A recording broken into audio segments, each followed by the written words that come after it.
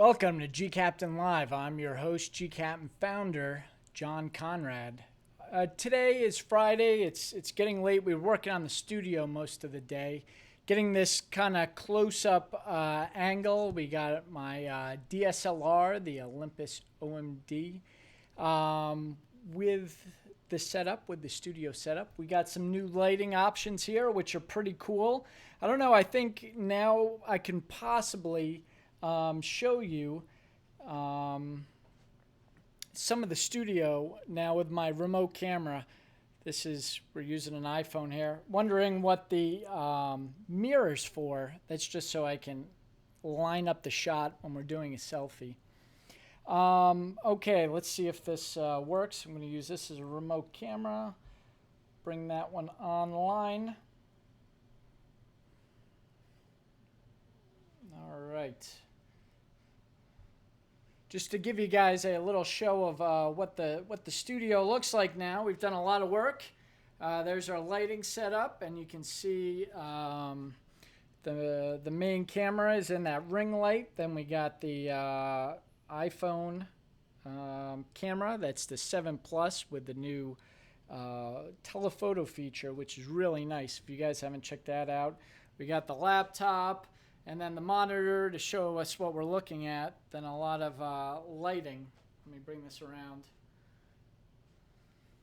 And then the backdrop. These tiles here that you're seeing, those are GIK acoustic tiles. They're added for the studio. But back when we were doing the gCaptain radio podcast, we did a lot of work with GIK to make sure the sound is good. The sound is very important let me bring it back here.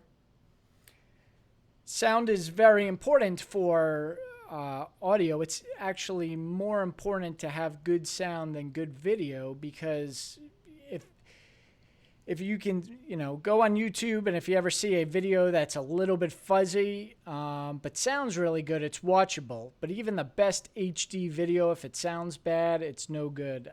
So I need you guys' help too. I can't hear us right now. So if it sounds good, leave a comment on the post or just give a thumbs up. Just quickly, let's continue this tour. Preview to live. There's my master's license from the Coast Guard, along with my book, some of my favorite things. My sextant. It doesn't get much use in the last few months since I've been mostly shoreside working on gCaptain, so I decided to hang it up. I have a second one on my boat right now. An award from the Navy, my Alumni of the Year award from SUNY Maritime, a few copies of my book, a mug. That was my dad's. My dad was a New York City fireman on Rescue 3. That was the mug he got. We share the same name. He was John Konrad the 4th. I'm the 5th. My son is the 6th. Error management by a good friend of mine, Jeff. He's a lawyer down in Long Beach. And that's my movie. That's the movie we produced. I run a website, Unofficial Networks, with my brother, Tim Konrad. It's a skiing website, and that hat is the from Unofficial, and that's the movie Nar that we produced a few years ago. It was a lot of fun. Check it out if you're into skiing at all. Shellback, that's Blue Nose certificate. Shellback I haven't hung up yet. It's down there. Plank owner, and then my hero there, Steve Zissou. So one of the best captains around.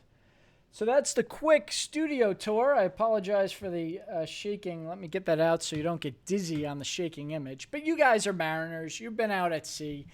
Shaking image isn't nothing compared to seasickness. I get asked that all the time. People find out I'm a ship captain.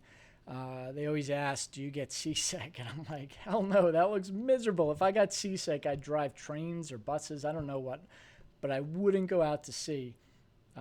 I don't know how those of you who do get a little bit seasick at times.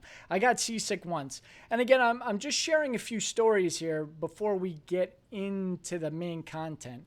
Now, because it's Friday and The audience participation is going to be a little lower, I expect. Guys are home from work. They're getting the weekend started. I don't want to go over news stories. This isn't going to be a typical one. I want to focus this episode on the question we're getting asked most in episodes 1, 2, and 3. Again, we had over 100 comments. I think we're up to 70,000 plus views. It's incredible how much you guys are embracing this podcast, and thank you. And today, for the first time, we also have it live streaming on gCaptain.com. So if your friends don't have Facebook, you can just send them the gCaptain homepage.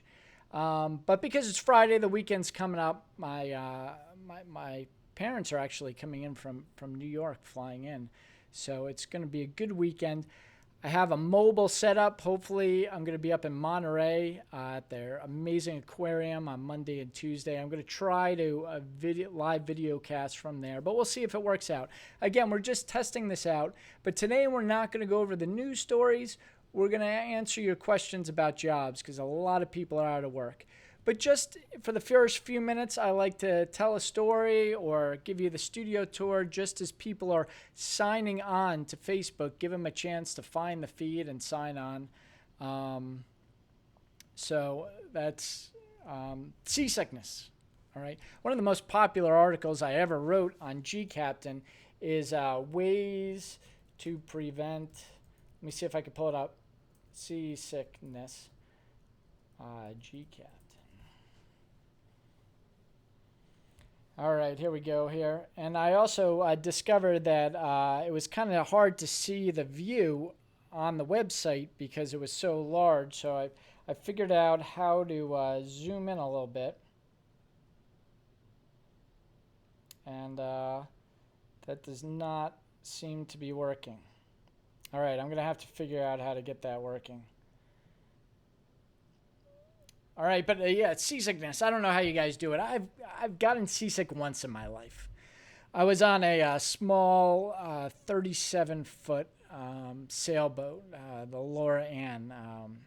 This amazing skipper, Richard DeMolin, he was invited me on. You know, I grew up in the Bronx. We didn't have too much money. When I moved to Larchmont, I really wanted to sail. And there were a lot of great boats there and stuff. And a few people brought me on their boats and gave me that opportunity. And that's really that and fishing with my grandpa on Long Island is what got me interested in the sea. But I was on this boat, 37-foot boat, and it was about 15 to 20-foot seas. And we were all, when you're sailing on a boat, everyone's kind of on the rail when you're going upwind to kind of try to keep the boat level, give you more power forward. And no one wanted to cook dinner because the weather was horrible. And it was the middle of the night or late in the night. Everyone had been down below. There were about 12 guys, you know, all with their stinking gear. It smelled like a men's locker room down below. And no one wanted to cook dinner. I volunteered. I said, hey, I don't get seasick. They said, oh, you don't get seasick. Go down and make dinner. Well, dinner was lasagna that night. So I'm cooking up the lasagna.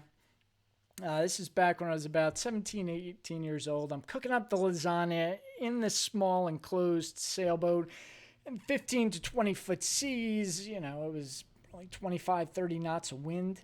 And I was fine. I was completely fine. They were joking, laying down. You really don't get seasick? I said, no, I don't get seasick. And then we hit a big wave. It was bam! And this kerosene lamp broke. And that just mixture of the kerosene smell with the lasagna, with the body odor, and the moving. It only took me 90 seconds. It took me 90 seconds to get back topside. And the second I popped my head back out, I was completely fine. Looks like we lost the recording for a second. So it only took me 90 seconds to get up, and once I popped my head up, I was fine. But I tell you, that was the most miserable 90 seconds of my life. I felt horrible, and I see people are seasick, and they just look terrible. I don't know how they do it. So we're going to jump into some of the comments and stuff here.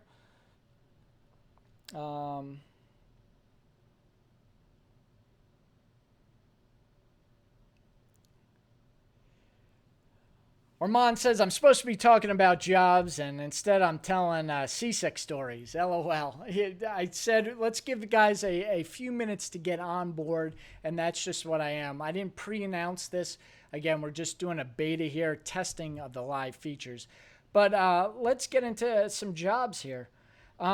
Jack Cole says, what's your opinion on working in the private sector on yachts? That's a great question, Jack. Yachts are fun and interesting. If you've seen the TV show, I'm hooked. Below Deck, it really looks like a blast. The biggest problem with yachts are the same problem with cruise ships. The old advice from the seasoned mariners saying, never take cargo that complains. So that's some old advice, the caveat. But yachts are a great opportunity. Now, if you want to work on yachts, the thing to do is go down to Fort Lauderdale, Florida, especially if you're a U.S. mariner. There are a lot of yacht havens in France. I'm forgetting Morocco, I believe. Anyway, the place in the United States is Fort Lauderdale. You need to go down there, and you need to go to MPT professional training. There's a training institute that really helps unlimited guys and also the yacht sector. And you can take classes. You can take your actual classes you need for your license down there, and you'll be alongside the yachties who will give you a lot of great tips on working on yachts. Now, like any other movement in this profession, you need to start from the bottom. That's one major problem. And then there are two types of yachts you can really work on. One is a fixed owner and one is a time charter. All right, so the fixed owner, it'll be one owner, and sometimes they'll lend it out to their friends, and that owner will tell you where he wants the boat to go. The charter, you're constantly having guests. So the charter is a real grind. All right, every week you're actively entertaining crew, and that can be difficult. The advantage there, though, is tips. You get tips with the fixed owner. You're not going to be sailing as much, only when he's on vacation or his friends are, but you're going to get a great end-of-the-year bonus. Now, you got to work your way up. When you get up to captain, it's about $1,000 a foot. So if you're on a 100-foot ship, expect to get paid about $100,000 a year. Those rates, I heard that about 2 years ago, so I don't know if they're exactly current now. And then a 25%, depends on the generosity of the owner and how hard you work, tip at the end of the year. Now, to do that, again, you have to find those yachties and go down to the training in Fort Lauderdale. I'll do a link and talk to those people about it, see those jobs. Now, you're not going to advance your unlimited license. That's one problem with doing that. But it is a great opportunity to see something new. All right. I hope that answered your question. If you like something more specific, Jack, please put it in there. All right, let's scroll down here. Carol Ford says, don't forget to try the tug and barge operators on the country's largest river. Lots of maritime work on the Mississippi River between St. Paul's and the Gulf. I don't know the companies anymore, though. That's, yes, and it's actually, Kentucky. I'm forgetting if someone could put it in the comments, the Paducah, I think Paducah, Kentucky is the place you want to go to find those Western River jobs. Those are great opportunities now that the offshore market is hurting, the oil market is hurting. There's some great opportunities, tugs and barges in the Western River, in the brown water things. Again, this is about getting to know the people. You have to go. Sorry, I realized I'm getting confused between the cameras here. All right. Let me bring up the other camera so I can look at you directly. All right.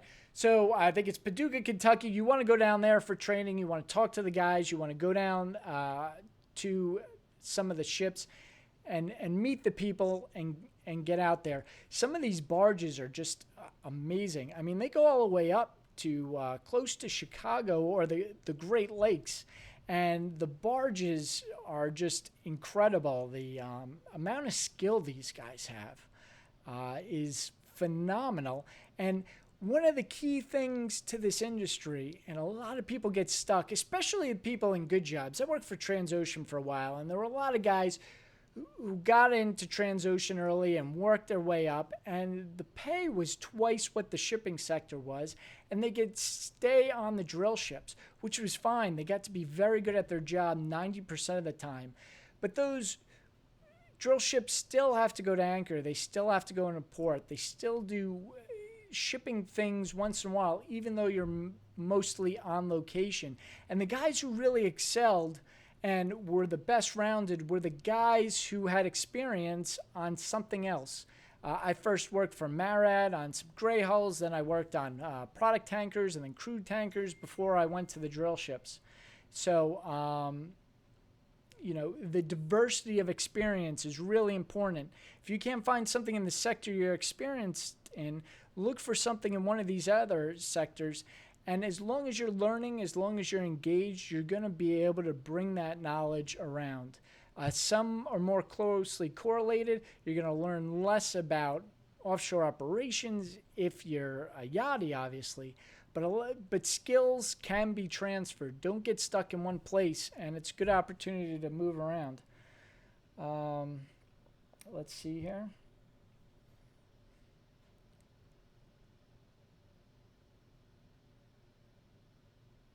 All right, Jen Barca says, is it possible that due to where I live, companies don't call me due to being too far away and plane tickets are too expensive? I have always wanted to work in container ships, sending my CV thousands of times and nothing. Just scams. All right, so I'm going to give you my first bit of advice, my opinion here. And again, I'm looking at the wrong camera. I apologize for this. Let me switch the cameras. I'm loving this professional grade Olympus camera here, but I got to remember to actually look at it. So I think that's an excellent question by Jen. I see it countless times. The frustration levels, the guys saying, hey, my CV, my resume is just not being read. I've sent out 1,000 of them. What's the problem here? Is the problem with me? No, the problem's not with you. There are numerous problems with doing the resume-based approach. Jen figured out one of them. All right. This is an industry of close connections. This is why you have to do a good job every time you go out on the ships, because it's a very small, close-knit community, and word gets around by you. Jobs are filled in this industry by, I don't want to say, there's the old saying, it's not what you know, it's who you know. In this industry particularly, it is both. Who you know and what you know. All right. So, yes, this is a problem. Are the plane tickets too expensive? Companies want to save money. All right. That's one thing. If they can get a mariner for not having the plane ticket, not having to pay the plane ticket, they're going to look for the local option. They're always going to prefer that. But second of all is they're going to hire favors. A lot of HR departments, it's not an express system of bribes or anything, but we all do it. We help the people who help us. This is what I was saying about the Navy the other day, why the Navy needs to. The most critical thing to finding a job is an inside hook. Okay, and that inside hook can be, hey, the shipping company's local. If you live local to a shipping company, those should be your first options. They're going to prefer local people just because they'll see you around and they'll know people who you know. What scares a shipping company the most is an unknown entity. If they don't know who you are and what your track record is, They have to put a lot of money into the initial training, the plane ticket, all these expenses to get you out on the ship. And then if you don't work, they have to eat all those expenses. And that's a big worry for shipping companies. So they prefer a known entity. How you assure them you're known is you need to find someone in that company to put your resume in for you. Sending your resume directly to the company's inbox, to their, just their employment line, submitting it on their website, that is essentially putting it in the trash. I hate to be so blunt about it, but that's what it is. Much more powerful is if a trusted captain in that company, or anyone who does a good job in that company, takes your resume, shoots off a note to HR and say, hey, I know this person, they do a good job, will you consider them? That puts your resume top on the pile. Now, I know how a lot of you are tuning in because you're right out of college. You don't have the industry connections. Well, how do you make those? You'd be very surprised with a little research who you know and who you don't know. You may have a professor who has an in with a specific company. You should be looking at that company. You should be looking less at what the ideal company is that for you, and more look at, let me find a great company which I have a connection in. Also, when you're asking, this is the hard part. All right, it is very hard to ask for things. When you're asking someone inside a company, shipping company, when you're asking a captain or a chief mate or chief engineer to forward your resume on to HR, that is a tough thing to do. I know it is. I've been there, but you have to do it, and you have to make it as easy as possible on the person. So go to a conference, meet someone at a local event. All right, ask for a recommendation. You can find someone on LinkedIn who is local to your area, or drive to a hotspot, a local port, and ask to meet with somebody there. All right, then you meet them for the first time. Look for those commonalities. Look for someone who went to your school, or if you had worked in a cadet shipping on a container ship, look for someone who works on container ship. And don't talk about your experience, okay? The key is asking questions. When you find someone to mentor you, when you find someone to help you out with the job, you need to ask questions, all right? Questions are the lifeblood. Too many times people go in and they try to show them their experience, young cadets, and they try to say, hey, look at all I've done. And the fact is, someone who you just met, they don't know you. They know your side of the story, but they're two sides of the story. So you need to just ask questions. And mariners love talking. I mean, I have a whole show right here just to hear myself talk. And I'm a ship captain. Captains love talking, and they love helping the younger guys.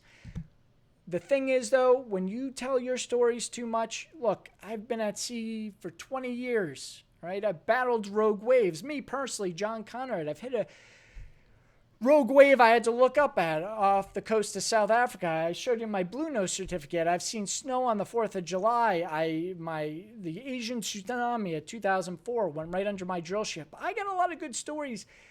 I doubt that you have a story that's going to beat one of mine, and I might be a little bit bored. So if you got a great story, tell it.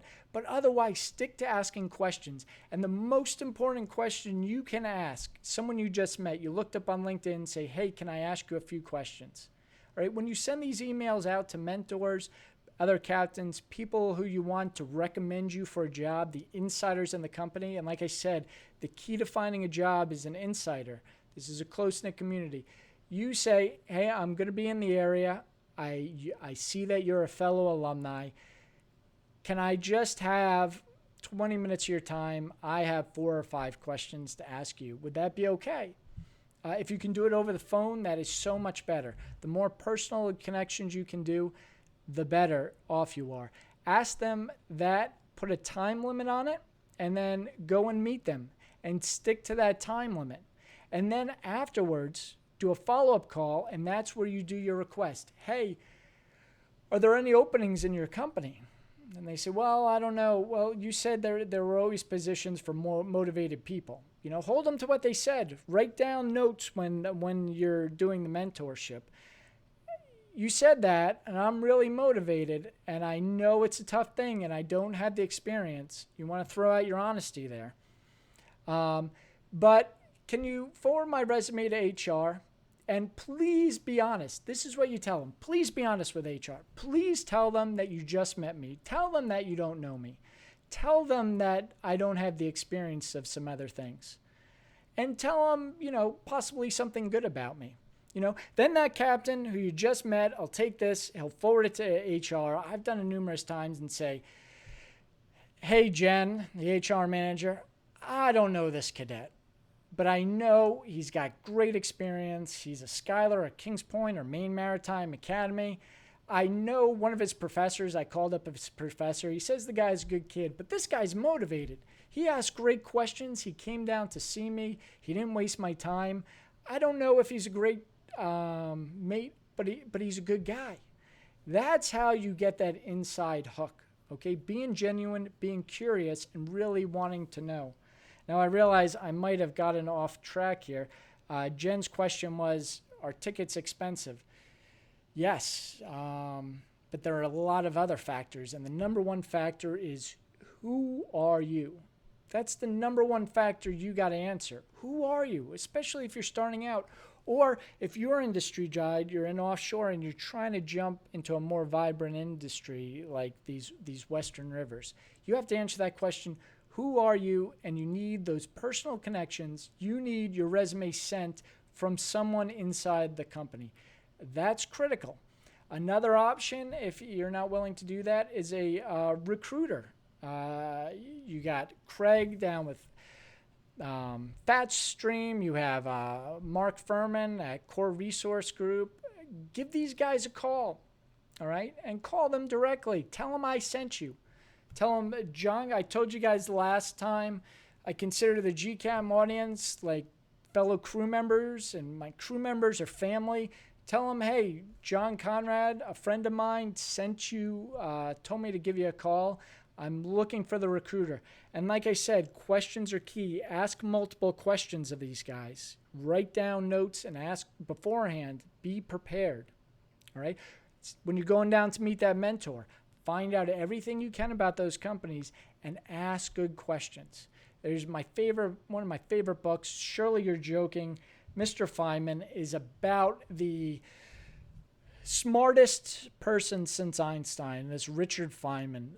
He is responsible for creating the very first computer. I don't know if you saw the movie about Alan Turing in the UK. He created the first physical computer to decode the Nazi codes. Richard Feynman was working on the Manhattan Project, the first nuclear bomb. He came up with the same concepts as a computer, but he used secretaries and cards to create the system. Brilliant guy, won a Nobel Prize for physics. Smart. And he said the key to success is curiosity and questions. There are a lot of people who have curiosity in this world, but ask terrible questions. And there are a lot of people who ask great questions, but they're not really curious. Find that curiosity, ask great questions, specific questions, questions that the person can answer, and you're going to get really far in this world.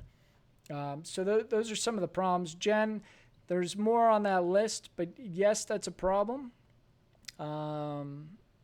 It's not a huge problem. You can still get an inside lead. They're not against paying for the ticket is the answer for a first-time employee. They're against paying for the ticket and the drug test and the physical and the uniforms and all that, and then having you bail on them or them firing you. So you have to quell those primary concerns is more important. Jay Niles spent all morning out there.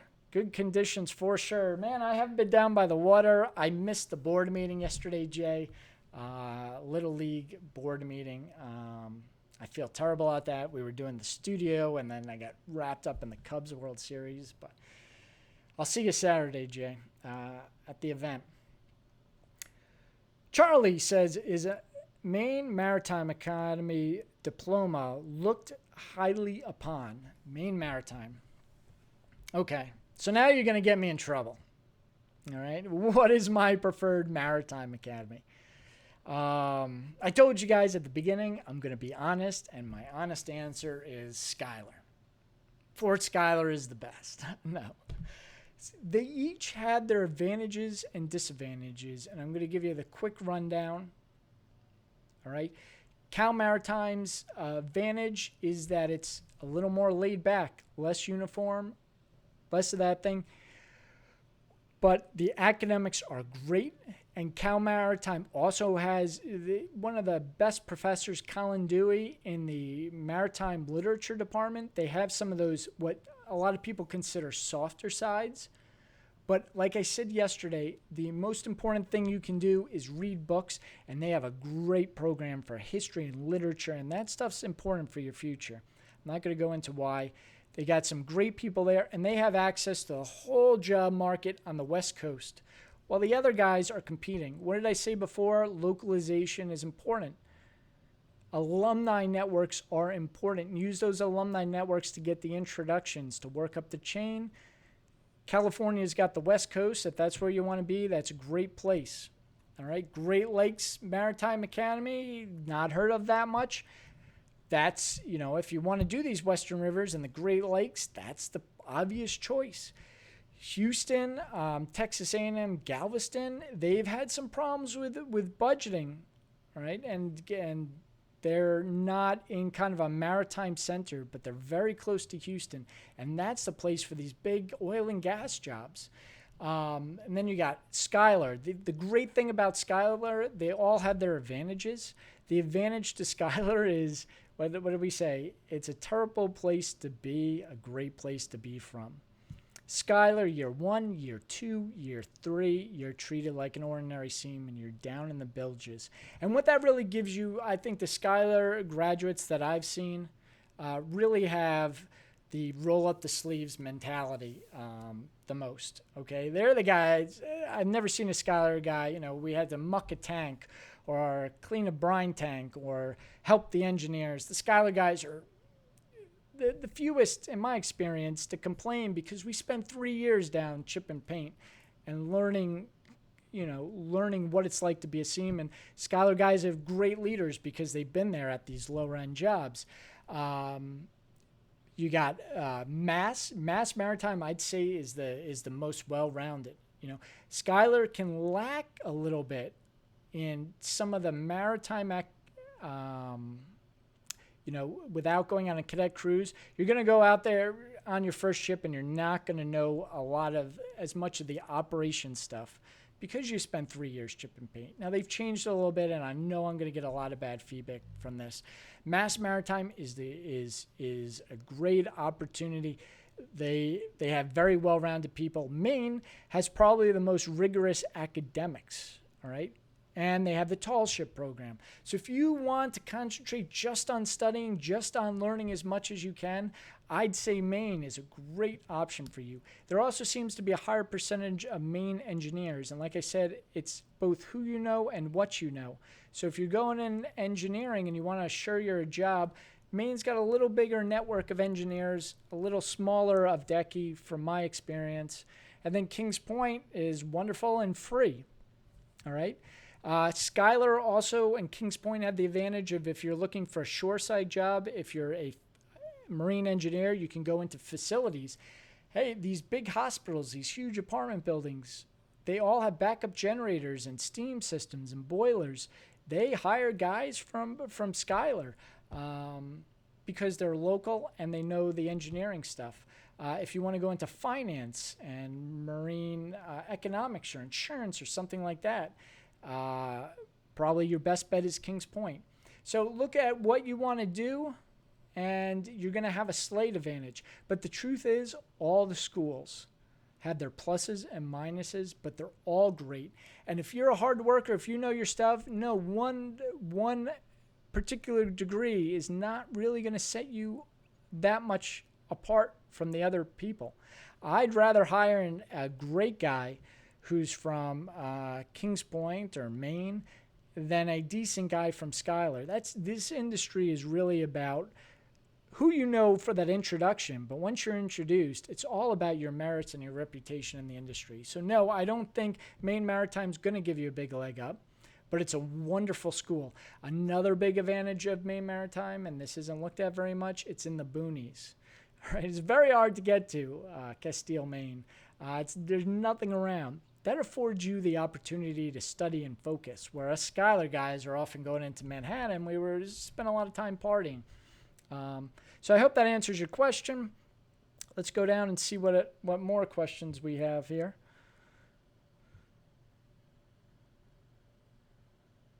Joseph asks, Joseph Beamer, are vessel security positions increasing? Vessel security positions are kind of they don't usually take, well, they'll take deck officers, but they want a real military background.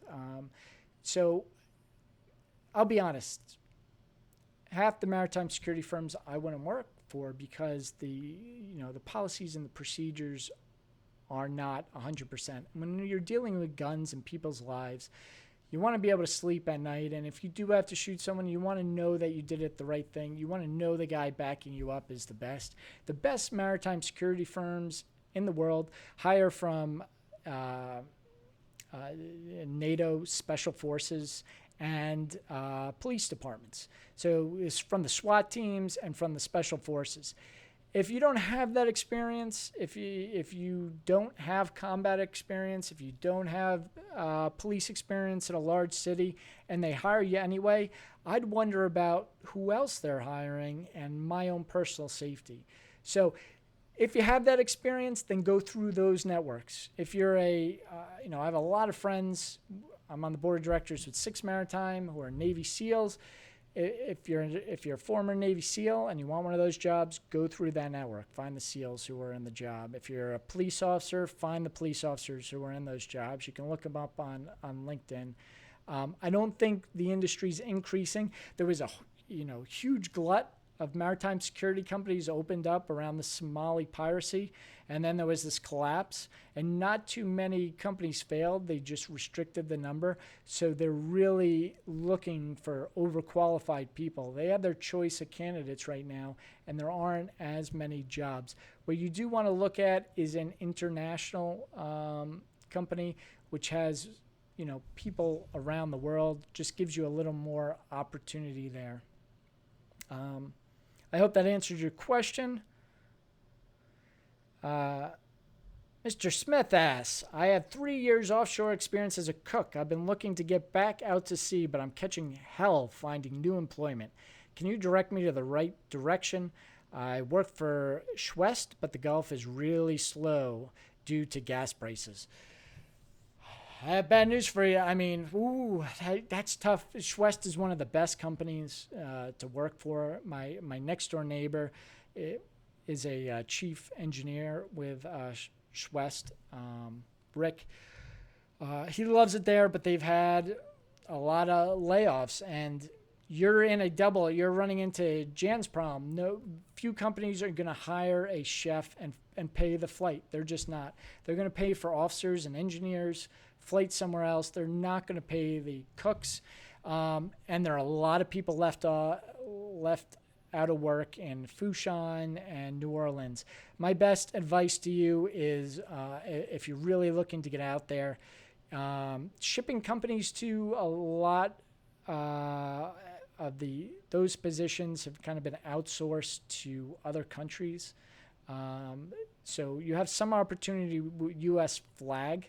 So the first thing I would do is go SIU Union Hall in New Orleans and talk to the guys there. Find out about getting on an SIU contract. Find out about joining the union, because most of the U.S. ships are with that. Another opportunity, maybe Military Sea Lift Command. I don't know how they hire their cooks, but they could potentially fly you because they're the government. They have big pockets. But my best advice for you is find a relative, find a friend, find someone in Kentucky. I think it's Paducah. I hope I'm getting the name right. Paducah, Kentucky. Go live on his couch for a few weeks, and that's where all the Western Rivers, the tugboats, that's going to be your best bet. It's not an easy thing to do. I know it's tough now. You may go those few weeks and not actually find a job, but I guarantee you're going to get some great leads. And Kentucky's not that far away from Fushan. All right, scrolling down here. When will things be good again for AHTS, anchor handling, tugs, PSV, IMR, vessels? Check yesterday's episode. Yesterday's episode was dedicated to the offshore industry and when the offshore industry is going to get back online. The answer's, I'm an optimist. I think it's good, late 17, early 18, but that's going to be a real tough one. All right. Looking at Tidewaters, one of the really largest companies out there, and they have older vessels, but management is really well run at Tidewater, and they're having a very difficult quarter. And I know that company's rolling. I know Schwest is doing the right things, and they're having trouble. So these are the things you have to look at. Look at yesterday's episode. Abdus Khan says, looking for ship brokering jobs, graduating this year with a bachelor's degree. Mr. Khan, you didn't say where. I gotta know where you're looking for these jobs. That's a real critical aspect. And again, I don't want this to be a U.S.-centric post, but if you're looking for those types of jobs, it used to be New York City. The hot spot right in the U.S. right now is Stamford, Connecticut. And then Norway. Oslo, Norway is a great spot. Athens, Greece. London is more regulatory, but they do have some brokering jobs. Hamburg is a big banking central. So if you want to specialize, ship brokering is kind of a big thing. And, do you want to specialize on the deals, or do you want to specialize on the financial structure? But the one thing you absolutely have to do if you want to get into finance, if you want to get into ship brokering, is take a look at Marine Money website. Regardless of where you are in the world, the premier conference for anything to do with vessel ownership, buying and selling ships, all those high-level positions, is the CMA conference, Connecticut Maritime Association conference. They have one conference a year. It's in Stamford, Connecticut, usually end of February, beginning of March. It's co-hosted by Marine Money. Jim Lawrence is a guy there. So that's, going to that conference should definitely be very high on your priority list if you're looking for a brokering job. Look over the Marine Money website. And then what you also want to do is, if your school has a graduate program in marine transportation, I know Schuyler does, a few others do, talk to the recent graduates. Find out the people who got a master's degree. I know you only have a bachelor's, but find the people who got the master's degree, because they're going to know where the jobs are. Most of your classmates, if you got a bachelor's degree, are really looking at operational and lower and shoreside things that are a little lower in the spectrum. If you want to shoot those, you look at high and go right for it. And I think it's a great idea if you're excited and motivated about it. But you got to find the information, who's hiring, who's not hiring, where the hot spots are, and the people who are most likely to tell you that information are the graduates, recent graduates of the master's program. SUNY's the one I know, and I promote them as much as I can, because if you're looking, and that's another option, we're in a downturn now. All right. So this might be a time, like I said, this is the time to invest in training.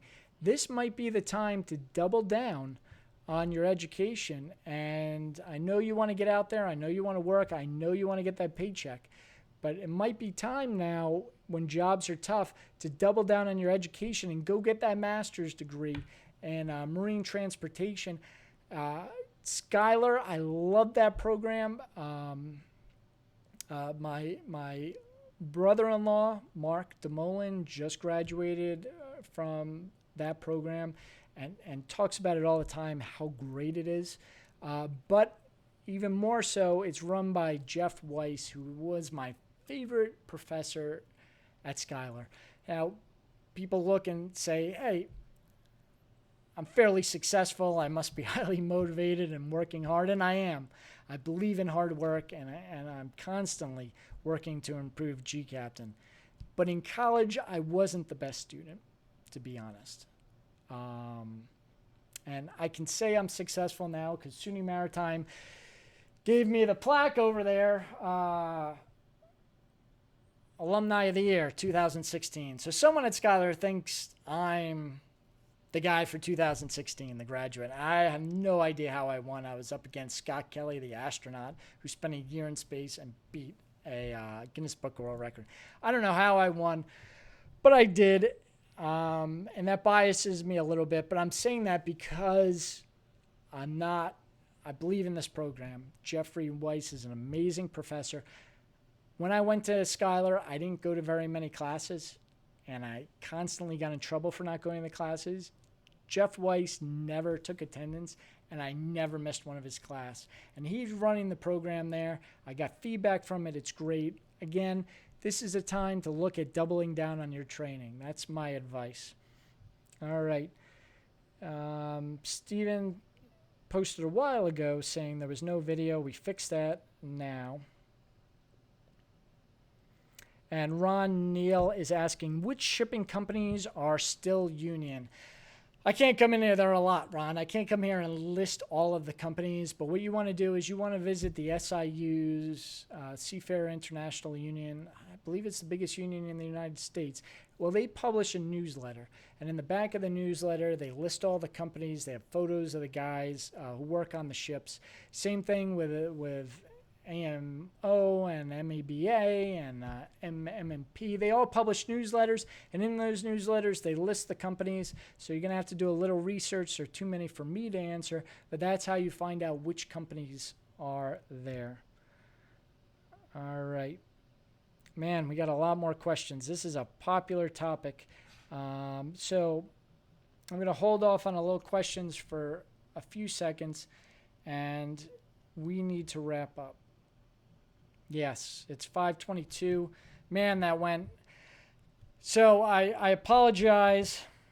I wanted to tell you guys a little bit about my story. I graduated from SUNY Maritime in 2000, and there were no jobs. There was just nothing. So I feel for you guys. I know the pain you've been through. Almost my entire class went and ended up getting shoreside jobs. I can only think of a handful of people who went and got shipping jobs right away, and they all got AB jobs.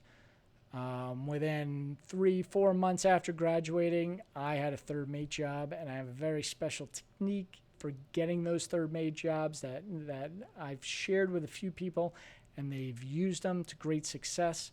I wanted to share that tip with you today. I also wanted to share the tip on job interviews, how to nail that interview. But man, we got carried away with questions. I apologize. That's my fault. I'll just throw a quick one out there.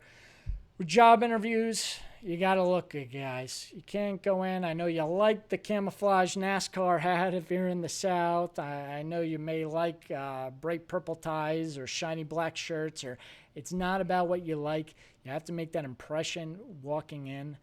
What you need is classic dress, whether that's your style or not, whether it makes you feel funny or not. It's important to get over that before you go into the interview. You don't want to be uncomfortable in the interview. But my trick for looking good is I don't have style. All right, I've been wearing the same damn shirt. I got like 6 of these because I went to I went to a place. I was told this looks good by multiple people, so I bought a bunch. I don't have style, but it's important to make a good first impression. Walk in there. What you want to do is you want to go to Brooks Brothers or Nordstrom's. Those are the two that I've used. There's some others. You want to walk in there and you want to talk. I'm saying those specifically. Don't go to Macy's. Macy's has great stuff. And you look online, they say, hey, you can get a great thing at Macy's and it's half the price. Nordstrom has the outlet. Nordstrom Rack. Avoid those places, you guys.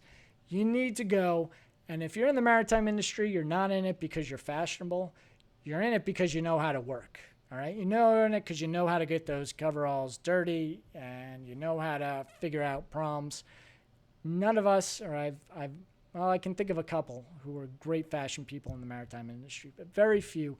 The rest of us, you need to go to Brooks Brothers or Nordstrom's, find someone. They hire people who this is all they do, is figure out what looks good.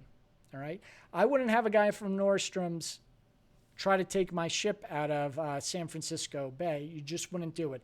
Don't you try to go in and walk out with a outfit. All right? And what you want to tell them, you want to go in there and you want to say, hey, I got an interview and a business meeting at a yacht club. All right, that's going to give you the traditional. I wear this not, the collared shirt, the polo shirt. I'm wearing it now. It never goes out of style. Some things never go out of style. You don't overdress. Don't try to get the three-piece suit and all that. All you need is slacks, a shirt, a tie, and a sports coat. All right, and that's kind of why I say the yacht club. The yacht club, if you've been to a yacht club, they dress classic. They dress in things that never go out of style, and they not too flashy. All right, but you want them to pick it out, have them pick out a whole thing for you, take pictures, and then leave. Come back the next day with a different salesman, and find out what he offers. Is it similar? Is it not similar? And then pick which one you like. Make sure that you tell the second guy that you got some help from the first guy because there's some commission. But that's what you want to do. You want to walk in, I suggest Nordstrom's or Brook Brothers, and say, hey, I got a job interview, then a business meeting at a yacht club. Give me something traditional, not too overdressed, a little on the casual side, but nice. The most important thing, and maybe you've done that before, all right? You've done that 5 years ago and you got some nice stuff, all right? Maybe you got some real expensive stuff. It doesn't matter because what is most important is the fit. I can't tell you how many interviews I've sat in when I was captain and chief mate looking at junior DPOs and cadets come in and the shirt's just too big or it's too tight or it looks horrible, guys. Fit is the most important thing for style. That shirt can come right at a 45-degree angle here, and I'm not a style guy, but you have to go to those interviews, and it's going to cost you money. All right, this whole setup at Brooks Brothers and Nordstrom, it's going to be about $1,000. Like I said, it's important to invest in yourself in these downtimes, and I know I graduated with no money too. I know what it's like, but these are important decisions. And I got so many other tips, but we're going to have to save it. Maybe I can come on the weekend. I got to try to find my schedule and give another special job tip update. But the most important thing is stay hungry, stay curious, ask those questions.